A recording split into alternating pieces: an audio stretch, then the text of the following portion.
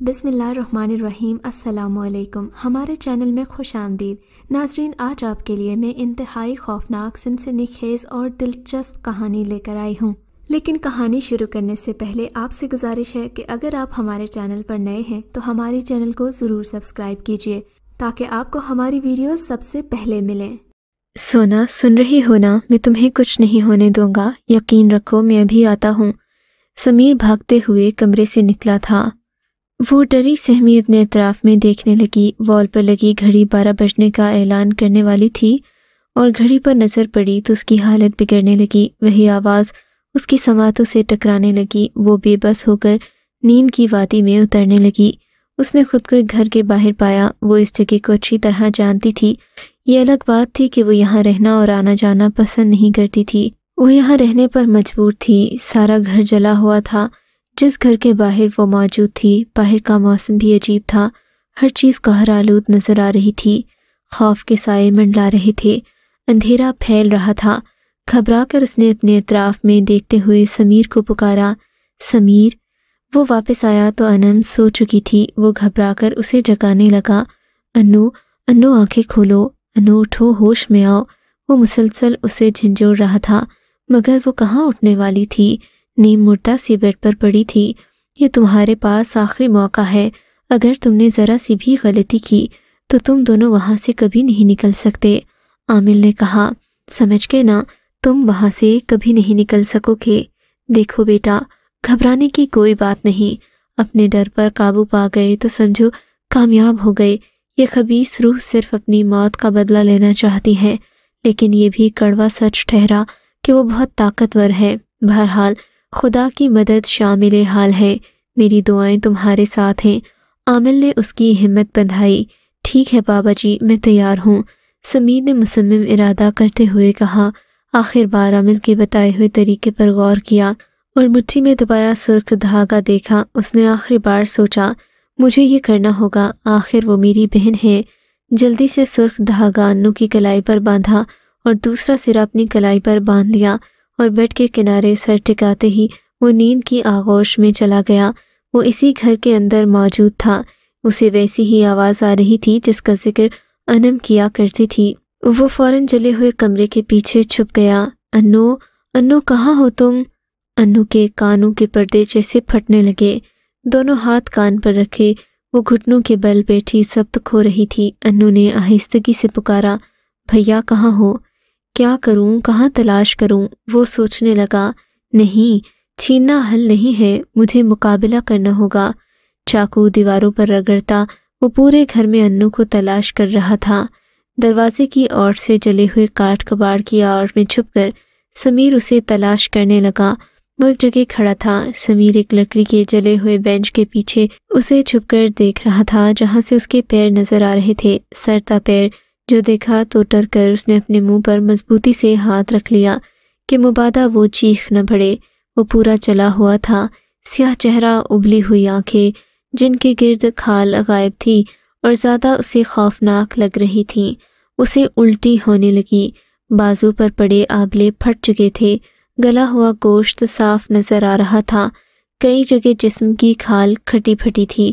سمیر اپنی بگڑی حالت پر قابو پانے لگا۔ اس سے پہلے کہ وہ مڑ کر دیکھتا، اس کی گردن اس کے شکنجے میں تھی۔ ابھی ابھی سمیر نے اس کے جلے بازو دیکھے۔ انہی ہاتھوں سے وہ اس کی گردن دبوچے گا اس نے سوچا نہیں تھا۔ تکلیف اور کرہت کی کیفیت سے دوچار سمیر اس کی گرفت سے نکلنے کی بھرپور کوشش کر رہا تھا۔ وہ اسے تڑپتا دیکھ کر زور زور سے ہنسنے لگا۔ ہنسی کی آواز سن کر انو کو جھٹکا لگا۔ اس منحوس آواز کو وہ پہچان گئی تھی۔ پہچانتی بھی کیسے نہ، پورا سال اس نے اذیت برداشت کی تھی۔ وہ ادھر ادھر سے کاٹ کباڑ کی اوٹ سے خود کو ہر ممکن طور پر پوشیدہ رکھتے ہوئے ڈھونڈنے لگی۔ تم لوگوں نے مجھے جلا ڈالا تھا نا، آج دیکھنا میں تمہارا کیا حشر کرتا ہوں۔ جلے ہوئے شخص نے سمیر کی آنکھوں میں آنکھیں ڈالتے ہوئے کہا، تمہاری بہن بھی یہاں ہے نا؟ سمیر نے گھبرا کر منہ پھیر لیا۔ بلا اسے۔ وہ اپنی جلی ہوئی آنکھوں کو پھیلائے دھاڑتے ہوئے بولا، انو تم خود چلی آؤ ورنہ میں اس کے ٹکڑے کر دوں گا۔ کہتے ہوئے وہ آہٹوں کا پیچھا کرنے لگا۔ سمیر بھی گھبرا گیا۔ کہ دھمکی پر انو کہیں خود کو اس کے حوالے نہ کر دے۔ سن رہی ہو؟ اب اس نے لہجہ دھیما کرتے ہوئے پھٹے ہونٹوں پر مسکان سجا کر کہا۔ انو میری پیاری بچی، میرے پاس آ۔ انو نے اپنے بھائی کو اس کی گرفت میں دیکھا تو سر تپا لرز گئی۔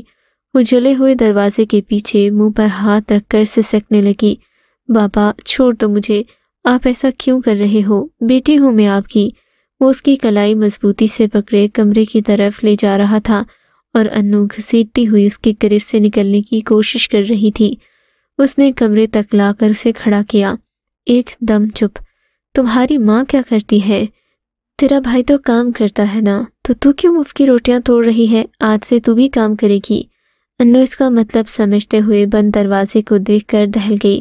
اپنی تمام تر ہمت متجمع کرتے ہوئے بولی، ذرا سوچو اگر میری ماں اور بھائی کو پتہ چل گیا تو؟ جواباً وہ کمینگی کی انتہا کو چھو کر مسکراتے ہوئے بولا، کچی گولیاں نہیں کھیلی، اسی رئیس کے گھر تیری ماں کام کرتی ہے۔ تجھے یاد ہے تو ایک دفعہ اپنی ماں کے ساتھ اس کے گھر گئی تھی اپنی ماں کا ہاتھ پٹانے؟ اس کی بیٹی کی شادی تھی، بس وہیں اس نے تجھے دیکھا تھا۔ تیری ماں سے اس نے بات بھی کی تھی کہ دبئی میں جا کر عیش و عشرت کی زندگی گزارے گی اور تم لوگ جو غربت کی چکی میں پستے ہو اس سے بھی نجات مل جائے گی، پر وہ نہیں مانی اور صاف انکار کر دیا۔ میری بات غور سے سن، تیری ماں بے وقوفی کر سکتی ہے، میں نہیں۔ تو مجھ سے شادی کر لے، میں تیری زندگی کو آسان بنا دوں گا۔ انو نے ہاتھ جھٹکا تو اسے ہوش آیا۔ آنکھیں پھاڑے کیا دیکھ رہی ہے؟ تیری ماں آج گھر نہیں آئے گی اور نہ ہی سمیر، اس لیے میں جو کہتا ہوں وہ کرتی جا۔ دیکھ انو، ہم کب تک غربت کی چکی میں پستے رہیں گے؟ اس رئیس کا دبئی میں بہت بڑا کاروبار ہے۔ وہ کیا کہتے ہیں؟ ماڈلز۔ ہاں، وہ ماڈلز لے جاتا ہے دبئی۔ وہاں بڑے بڑے ہالوں میں تقریبات منعقد کی جاتی ہیں اور خوبصورت لڑکیوں کو نوکری بھی دی جاتی ہے، اور تو ہے ہی اتنی خوبصورت ہے نا؟ بس آج تو اسے قابو کر لے، پھر دیکھ تیرے کیسے وارے نیارے ہوتے ہیں۔ انم اس کی باتیں سن کر دنگ رہ گئی۔ تم جیسا گھٹیا شخص تو کہیں نہیں ہوگا، تو باپ کہلانے کے لائق ہی نہیں، بے غیرت ہے تو۔ ارے بہت بول رہی ہے تو، کینچی کی طرح زبان کاٹوں کیا تیری؟ زیادہ بکواس کی نا تو ہڈی پسلی توڑ دوں گا، سمجھی؟ چل۔ وہ اسے کھینچتا ہوا کمرے میں لے آیا۔ سامنے ایک شخص ٹیبل پر بیٹھا تھا، اس کے سامنے شراب کی بوتل تھی۔ بابا مجھے اس درندے کے سامنے مت ڈال، رحم کر۔ دور سے آوازیں آ رہی تھیں مگر وہ سمجھ نہیں پا رہی تھی۔ جب اس نے آنکھیں کھولیں تو اس کی ماں اسے جھنجھوڑتی ہوئی پکار رہی تھی۔ خود پر گزری قیامت کا ایک ایک پل ماں کو بتاتی روتی بلکتی رہی۔ اس کی ماں سکتے کے عالم میں بیٹھی اسے دیکھ رہی تھی۔ اس کے وہم و گمان میں بھی نہ تھا کہ باتی خان اس حد تک گر جائے گا۔ وہ تو پہلے ہی اس سے نا امید ہو چکی تھی۔ بچوں اور اپنا مضبوط سہارا سمجھنے کی غلطی اتنی بھاری پڑے گی، اس نے اس خوش فہمی میں ناقابل تلافی نقصان اٹھایا تھا، مگر اب طوفان گزر چکا تھا جو اپنے ساتھ سب کچھ نیست و نابود کر گیا تھا۔ اماں میں کہیں کی نہ رہی، وہ روتے ہوئے اپنے بالوں کو اپنے منہ کو نوچتی رہی۔ سمیر گھر میں داخل ہوا تو انو کی چیخیں سن کر حیران ہو گیا۔ تیز تیز قدموں سے چلتا ہوا کمرے کی طرف بھاگا۔ سامنے کے منظر پر اسے جھٹکا لگا۔ دیوار سے ٹیک لگائے وہ زمین پر بیٹھتا چلا گیا۔ باتی، انو کی ماں چیخنے لگی، ہائے میں بیوکی کی چادر میں اپنے بچوں کو چھپا لیتی تو آج میری عزت تار تار نہ ہوتی، سوتیلے پن ہی کی لاج رکھ لیتا۔ کیا کہہ رہی ہو اماں؟ سمیر نے چونک کر ماں کو دیکھا۔ چلتے ہوئے بے حال ہوتی ماں کو تھام لیا۔ سمیر میری بچی کو کھا گیا، وہ میری بچی کا سودا کر دیا بدخصلت نے۔ کیوں شور مچا رہی ہے بدبخت؟ باتی نشے میں لڑکھڑاتا ہوا دروازے سے جھانکتا ہوا بولا، اپنا تماشا خود ہی بنا رہی ہے تو؟ شمیم غصے میں اٹھی اور باتی کو گریبان سے پکڑ کر جھنجھوڑتے ہوئے بولی، تیرے پیٹ کی جہنم بھرنے کو ہم دونوں کافی نہیں تھے جو تو نے میری معصوم بچی کو بھی دہکتی آگ میں جھونک دیا؟ باتی نے غصے سے شمیم کو دیکھا، تو نے میرے گریبان پر ہاتھ ڈالا؟ ہاں ڈالا، شمیم غصے میں چلا کر بولی، تیرے خلاف پرچہ کٹواؤں گی، دیکھنا جیل میں سڑے گا تو۔ باتی نے اسی وقت شمیم کی جان لے لی۔ لڑکھڑاتی ہوئی بے یقینی کی عالم میں اسے گھورتی نیچے جا گری۔ اماں، سمیر ماں کو تھام کر انو کو آوازیں دینے لگا۔ अन्नू बे यकीनी की कैफियत में कभी माँ तो कभी बाप को देखने लगी। अम्मा कुछ नहीं होगा तुझे में अस्पताल। शमीम ने उखड़ती सांसों से बेटे को देखा। शमीम का सर समीर के बाजू पर ढलक गया। समीर ने खौफ से माँ को हिलाया। अम्मा उठो, आंखें खोलो। समीर पुकारता रहा पर शमीम ने एक न सुनी। नाटक कर रही है, अभी उठ जाएगी। समीर ने माँ को कमरे के फर्श पर लटाया और बाती का भी वही हाल किया जो उसने उसकी माँ का किया था। अन्नू अपने भाई को पास देखकर चीखने चिल्लाने लगी। समीर ने बाती का बाजू पकड़कर खींचा तो बाती ने दूसरे हाथ से अन्नू को पकड़ना चाहा, मगर अन्नू पीछे हट गई। लेकिन अन्नू का दुपट्टा बाती के हाथ लग गया। बाती ने खींचा तो अन्नू ने उसे उतार फेंका। समीर उसे घर के स्टोर की तरफ ले गया। बाती अन्नू का दुपट्टा थामे खुद को छुड़ाने की कोशिश में था। समीर ने उसे स्टोर में पटका जहां वो वर्कशॉप से लाया काला तेल लाकर रखता था जो चूल्हा जलाते हुए अनम इस्तेमाल करती थी। अक्सर गीली लकड़ियां होती तो उन पर डाला करती और वो आसानी से जल जाती। दीगर लोग भी आग जलाने के लिए लेते थे जिसे वो सस्ते दाम बेचा करते थे। क्योंकि अभी यहाँ गैस नहीं पहुंची थी, बारिशों में सूखी लकड़ियां मिलना दुश्वार था। समीर ने उसे फर्श पर पटकते हुए कहा, तेरा जुर्म बहुत बड़ा है। मैं इतने ज़र्फ का मालिक नहीं कि तुझे माफ़ कर दूं। मेरी दुनिया उजाड़ दी तूने। अन्नू भी रोते हुए दरवाजे में आन खड़ी हुई। समीर ने एक नज़र उसे देखा और तड़पते हुए बाती के पास बैठ गया। जब आखिरी सांसें गिन रहा था, हमारी इज्जत, हमारी गैरत पर वार किया तूने, साथ ही माँ को भी मौत के घाट उतार दिया, तो तेरे जिंदा रहने का अब क्या जवाज है। समीर ने तेल का डिब्बा उठाया, बाती के ऊपर और उसके आसपास गिराने लगा। मुड़कर अन्नू को देखा। अन्नू ने उसका इशारा समझ लिया, मगर फिर भी खड़ी बाती को देखती रही। बाती नीम मुर्दा हालत में देख रहा था। सिसकते हुए अन्नू को मदद तलब नजरों से देखने लगा। अन्नू को खुद पर बीती कयामत का पल पल याद आने लगा। वो वहां से चली गई। समीर उसे तड़पता देखता रहा। अन्नू पलटी तो उसके हाथ में माचिस थी जो उसने समीर की तरफ बढ़ाई, लेकिन समीर ने नहीं ली। अन्नू ने समीर को देखते हुए माचिस में से तीली निकालकर आग जलाई और गिरे हुए तेल पर फेंक दी तो तेल ने आग पकड़ ली और आग तेजी से फैलती चली गई। बातिन नीम व आंखों से देख रहा था। उसका जहन तारीकी में डूब गया। समीर अन्नू के लिए बाहर आ गया। दोनों स्टोर के दरवाजे पर बाती को जलता देखकर माँ के पास आए जो इन्हें छोड़कर किसी और ही दुनिया में चली गई थी। पुलिस आई और कार्रवाई शुरू कर दी। समीर ने पुलिस को बताया कि उसका बाप शराबी था।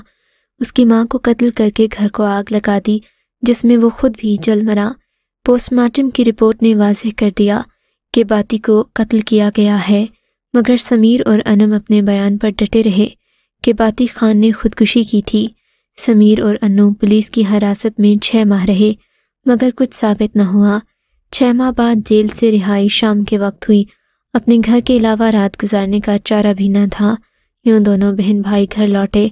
अपने जले घर के सामने खड़े सोचने लगे कि रात तो यहीं बितानी पड़ेगी। मोहल्लेदारों में से उस वक्त कोई भी दरवाज़ा न खोलेगा। उस्ताद सुबह से रिहाइश का बंदोबस्त करने का कहता हूँ। समीर अन्नू का हाथ थामे अंदर दाखिल हुआ। अन्नू घबराई सी समीर के साथ चलने लगी। अजीब सा खौफ उसके जिस्म में सरायत कर गया था। रात के 10 बज चुके थे। चांद की रोशनी पूरे घर में फैली हुई थी। छतों से बेनियाज कमरों में कहीं कहीं अंधेरा बकल मारे बैठा था। दोनों कदरे साफ जगह से टेक लगाकर बैठ गए। कितनी ही यादें उनके सामने रक्सां थीं। न जाने कब माँ की याद से लिपटे नींद की आगोश में चले गए। अन्नू, अन्नू, ये आवाज़ तो अब्बा की है। अन्नू को बाप की आवाज़ दूर से आ रही थी, फिर आहिस्ता आहिस्ता करीब आने लगी। उसने घबरा कर आस पास देखा। वो वहीं खड़ी थी जहाँ से उसने अब्बा को जलाया था। घबरा कर निकलना चाहा, मगर दरवाज़ा नज़र नहीं आया तो वो इधर उधर भागती दरवाज़ों से टकराने लगी। अन्नू कहाँ भाग रही है? खबासत से मुस्कुराता बाप एक जगह खड़ा अन्नू को देख रहा था। अन्नू ने चांद की रोशनी में अब्बा को देखा। उसका वजूद मुकम्मल तौर पर जल चुका था। कहीं भी तो खाल लटक रही थी। उसने खौफ से अपनी आंखें बंद कर लीं। मुकम्मल खामोशी छा गई। अनम ने आंखें खोली तो सामने अब्बा की उबली हुई आंखें देखकर चीख पड़ी। वो गिरते गिरते बची थी। अब्बा की हंसी उसे अपने पीछे सुनाई देने लगी। भैया, भैया बचा ले। अनम उसे पुकारती रही, मगर समीर सोया रहा। बाती हंसता हुआ आया اور پھر سے انم کو اس نے پکڑ لیا۔ وہ شور مچانے لگی۔ وہ اسے گھسیٹتا ہوا اسٹور میں لے گیا۔ انم نے اس کی انگلیوں میں سے اپنے دوپٹے کا جلا ہوا کچھ حصہ دیکھا۔ انم کو جھٹکا لگا۔ سمیر اسے کب سے آوازیں دے رہا تھا، مگر انم تو گھوڑے بیچ کر سوئی تھی۔ سمیر کی آواز پر وہ اٹھی تو سمیر اسے جگا رہا تھا۔ اٹھتے ہی ادھر ادھر دیکھنے لگی۔ بھیا، ابا زندہ ہے، یہاں سے چلو، وہ مجھے مارنا چاہتا ہے۔ وہ ڈری سہمی سمیر کو بتانے لگی، انم، ابا مر چکا ہے، کیا ہو گیا ہے تمہیں؟ اچھا چلو یہاں سے۔ سمیر کے کہتے ہی انم اٹھی اور بھاگ کر باہر نکل گئی۔ ارے رکو تو۔ سمیر بھی پیچھے دوڑا، بامشکل اسے بازو سے پکڑ کر بولا، کیا پاگل پن ہے انم، کیوں تماشا بنا رہی ہو؟ میری بات کا یقین کرو بھائی، میں نے ابا کو دیکھا تھا، ابا نے مجھے مارنے کی کوشش بھی کی ہے۔ اچھا بس چلو یہاں سے۔ شاید انم ابھی اس واقعے کو بھلا نہیں سکی تھی۔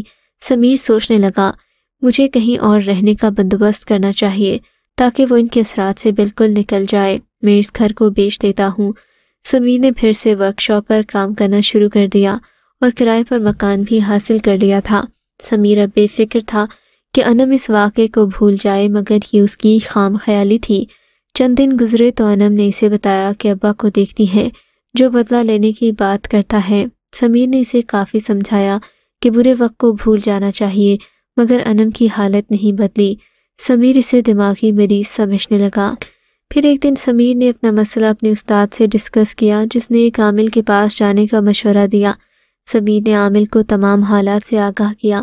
عامل نے اسے بتایا کہ انم سچ کہہ رہی ہے، جب تمہارے باپ کی موت ہوئی تو انم کی کوئی استعمال شدہ چیز اس کے پاس تھی اور بدلے کی نیت بھی تھی۔ اب اسی استعمال شدہ چیز کے ذریعے وہ اسے تنگ کر رہا ہے۔ جس طرح وہ خواب میں آتا ہے، اسی استعمال شدہ چیز سے اس کی روح باندھنا چاہتا ہے۔ ابھی تک وہ اس میں کامیاب نہیں ہو سکا، کیونکہ انم کو جگا دیا جاتا تھا اسی وقت جب وہ اسے باندھنا چاہتا تھا۔ لیکن جس دن اس نے اسے باندھ دیا تو انم تب تک نہ جاگے گی جب تک وہ اسے آزاد نہیں کرتا، اور اسی حالت میں وہ مر بھی سکتی ہے۔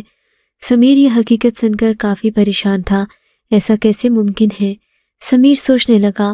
عامل نے اس کی مشکل بھانپتے ہوئے کہا، اس دنیا میں بہت سارے واقعات ہماری عقل و خرد ماننے سے انکاری ہے، مگر ایسا ہوتا ہے۔